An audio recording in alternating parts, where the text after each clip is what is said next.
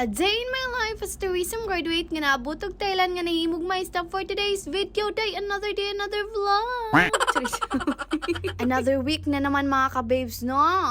Day, maghintay na naman tayo, day, kung kailan matapos yung araw, day. Dahil yung mga paperworks ko at reports, day, tapos na po. Ang itinerary ko talaga ngayon mga ka-babes, no? Kay magwalis at maglimpyo dito sa aking room, day. Yes, day. Well, nag-video ko dari, day, no? Kay mag-map ko, day. Hindi ako naka-video, day, kay hindi na pinagdinanghag ang Disney Princess gibayaan pag cellphone nga naka-play yung grandma ko, day, at yung mami ko, day, pinuntahanan naman ako dito sa room, kaya nag-chismis na naman ang Disney Princess. Gustuhin man akong maging buutan, day, hindi makachismis sa iba, day, pero yung mama ko talaga at yung grandma ko, day, kay bad influence talaga sila dito sa akin. Charis, joke.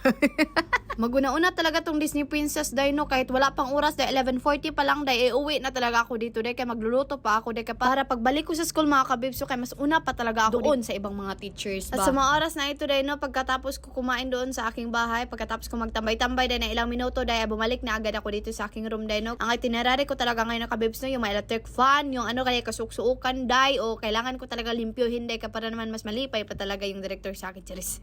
Kaya bago ako nagsimula dito mga kabibs, no, kay tinanong ko muna yung mama ko kung paano ba tanggalin yung electric fan, kaya baka makabayad ako sa wala sa oras ba. At pasado mga alas 2 mga kabibs, no, kaya pinuntahan na naman ako na aking mama, day, para daw tumulong kami doon sa nursery, day, kaya may ginawa sila doon, day, na mga design, day, para sa graduation. At dito sa Thailand mga kabibs, no, yung graduation nila or mga closing nila mga kabibs, kay itunong dyan na nila weekends, day, yes. At ito pala yung mga kasama ko mga kabibs, no, mga teachers din dito, day, yes, day, ito nga pala yung pangalan namin sa Miss School, day. At alam nyo ba mga kabibs, no, unang-una talaga kay natatawa talaga. Tinanong ko talaga yung director ko mga kabibs, no, ba kung anong meaning word na iyon ma'am sa English, and siya, yes, day. At tinanong ko din siya, at ano naman ang meaning ng word na yun dito sa Thailand, sabi niya, blessing. At grabe talaga yung tawa ko mga kabibs, hindi talaga ako nahiya sa kanila.